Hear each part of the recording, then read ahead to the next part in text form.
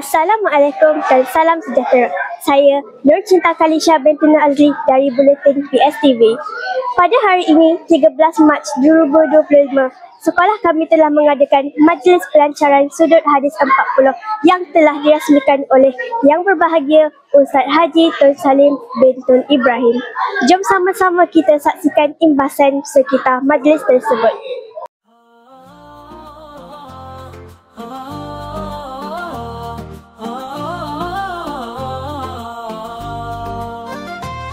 Langit pembiru menyambut seruan, ilmu terpancar bagai sinaran. Sudut hadis 40 berdiri megah, hikmah Rasul jadi pedoman arah. Mara menyaksi langkah bermula, SK Bukit Sawah harapan negara.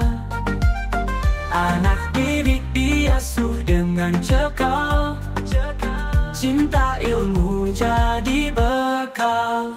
Dalam cahaya hadis terpatri, kata Nabi jadi ilham murni. 40 mutiara yang berseri, membawa hidup ke jalan ilahi. Suara adik bergema dalam doa, hati kecil melakar harapan jiwa.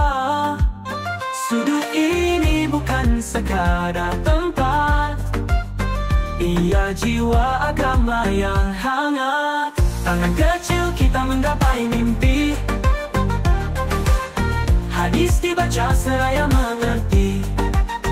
Bukan sekadar hafalan di bibir, tapi hati penuh makna hadir. Dalam cahaya hadis terpatri, kata Nabi jadi ilham murni. 40 mutiara yang berseri, membawa hidup ke jalan ilahi.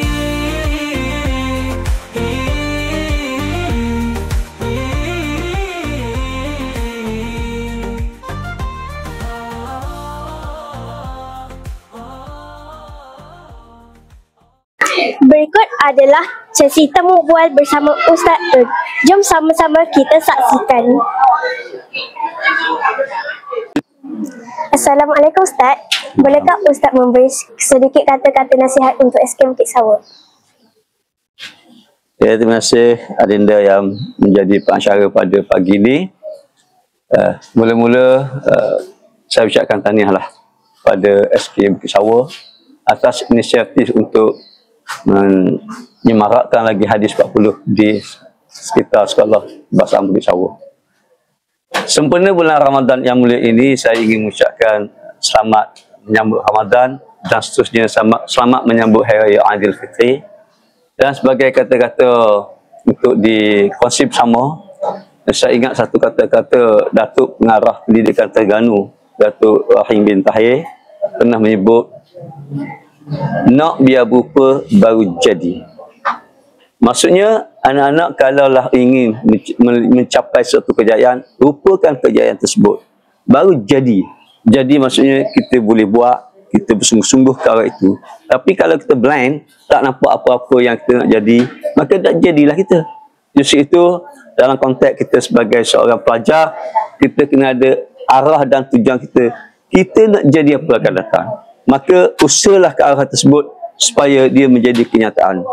Kerana tanpa arah dan tujuan, kita ibaratnya tidak ada matlamat dan kejayaan. Okey, terima kasih. Terima kasih Ustaz. Dengan itu, berakhirlah Buletin BSTV kali ini. BSTV mengucapkan selamat menjalani ibadah puasa. Sekian, wassalamualaikum warahmatullahi wabarakatuh. BSTV, wadah informasi anda.